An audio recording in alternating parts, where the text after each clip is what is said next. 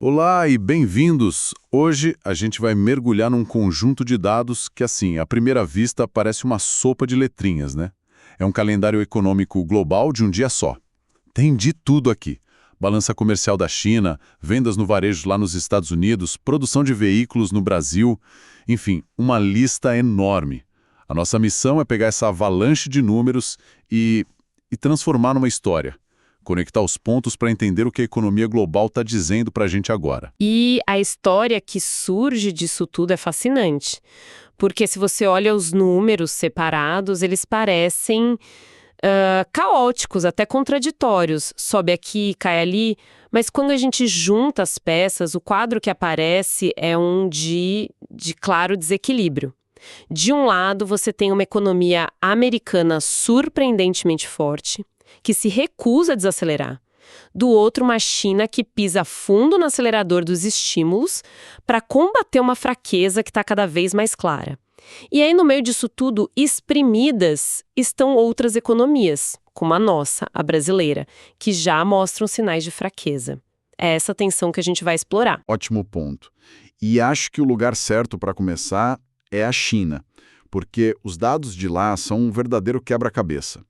Por um lado, a balança comercial deles continua com um superávit, assim, gigante, mais de 114 bilhões de dólares.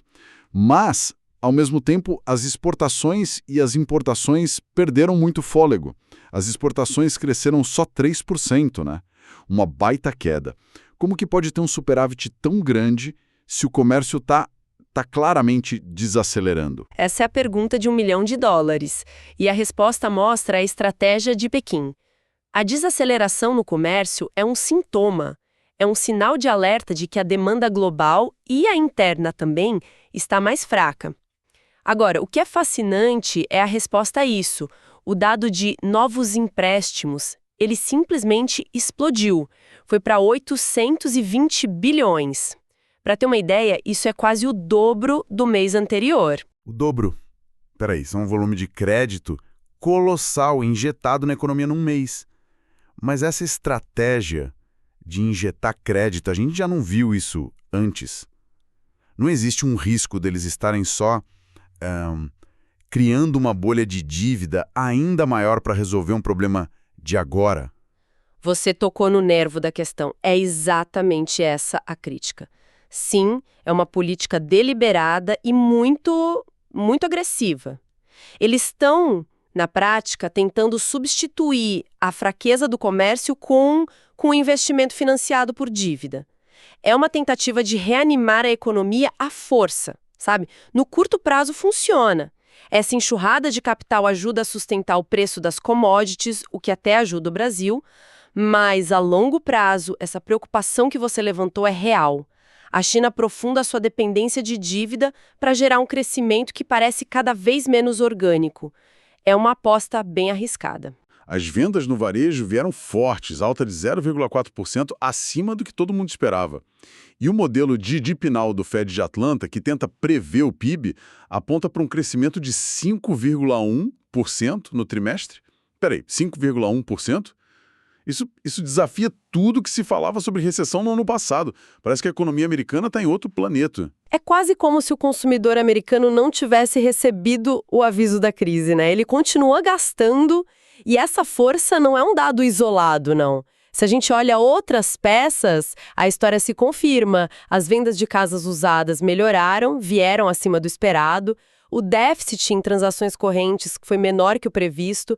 Tudo aponta para uma economia com uma resiliência notável. Certo, uma economia que não para. Mas aí eu fico pensando, qual é o efeito colateral disso para o resto do mundo? Porque no mundo conectado, uma economia tão grande, se movendo tão rápido, deve gerar ondas de choque, né? Gera. E ondas fortíssimas. A grande implicação, o e daí de tudo isso, é que com uma economia tão aquecida, o Banco Central Americano, o Fed, ele tem muito menos motivos para cortar os juros.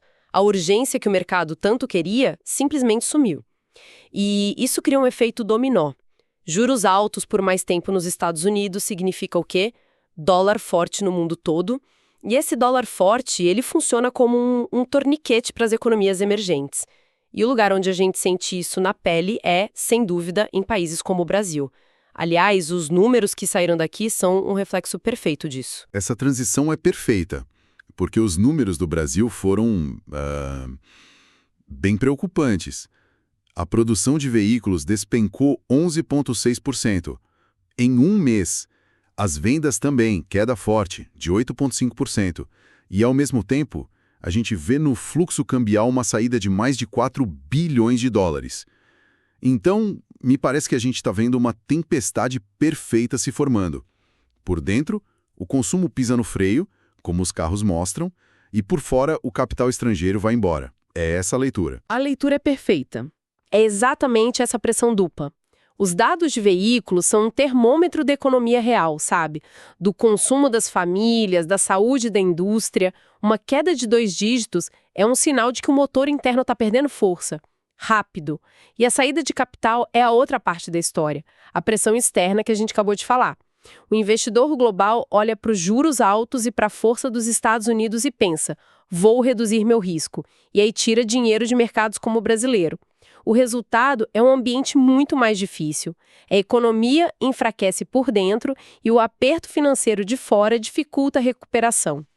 E essa fraqueza é um problema só de emergentes como o Brasil ou a gente está vendo esse padrão em outros lugares também? Não é um problema isolado. E isso fica bem claro quando a gente olha o dado do Reino Unido. O índice Hyques, que mede os preços de imóveis, veio em menos 16%. E, historicamente, um mercado imobiliário fraco é um dos principais sinais de uma futura desaceleração econômica. Isso reforça o cenário de um crescimento global que não está sincronizado. Os Estados Unidos numa pista de alta velocidade, a China tentando evitar uma derrapagem e o resto do mundo, incluindo países ricos como o Reino Unido, numa terceira pista bem mais lenta. Certo, o cenário está bem desenhado, essa grande divergência. Mas vamos adicionar agora algumas variáveis que podem complicar tudo. E a primeira é a inflação, que parecia sob controle. Um dado da Índia me chamou a atenção. A inflação no atacado saiu de território negativo, menos 0,32%, para positivo, 0,30%. Parece uma virada de chave, né? Isso levanta uma questão muito importante, porque mostra que o fantasma da inflação ainda está por aí, sabe? A luta não acabou. Essa mudança na Índia é um exemplo claro de como a dinâmica de preços pode virar bem rápido. E isso limita a margem de manobra do Banco Central deles.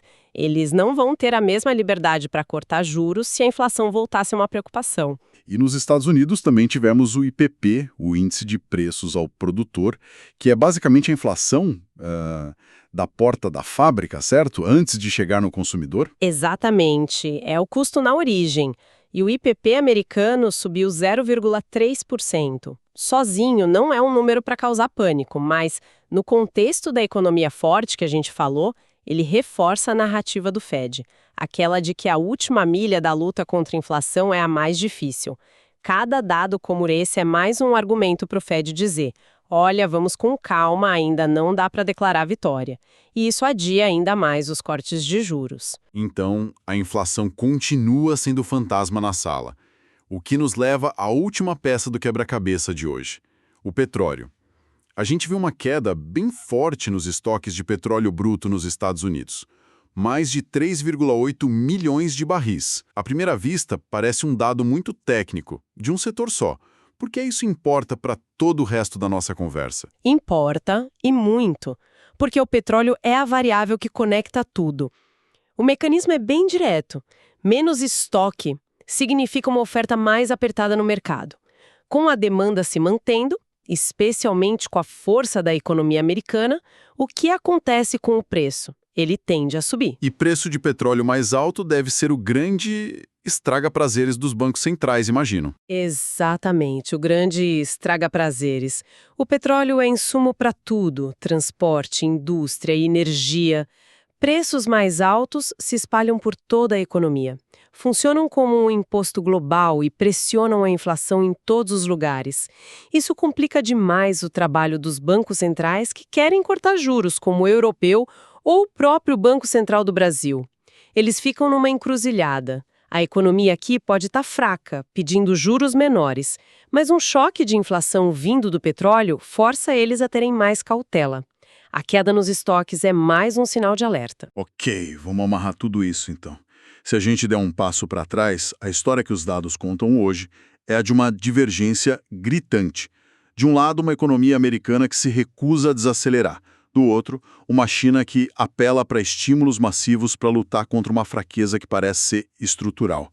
E no meio, economias como o Brasil e o Reino Unido mostrando claros sinais de enfraquecimento, sofrendo tanto com problemas internos quanto com essa pressão que vem de fora. E o resultado prático desse desequilíbrio todo é um ambiente de maior volatilidade e, o ponto principal, de dólar forte por mais tempo.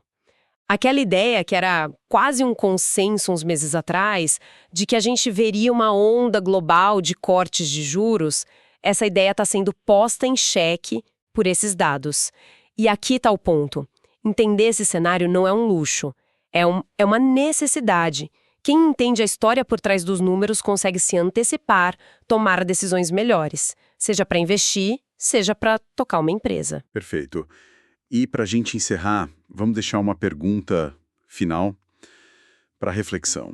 Se a resiliência da economia americana continua sendo a grande surpresa, desafiando todas as previsões de recessão que a gente ouve há mais de um ano, quais outras suposições que a gente tem sobre a economia global talvez precisem ser questionadas? Como essa força inesperada dos Estados Unidos pode de fato alterar as estratégias e as políticas econômicas no mundo todo? Não só agora, mas ao longo do próximo ano.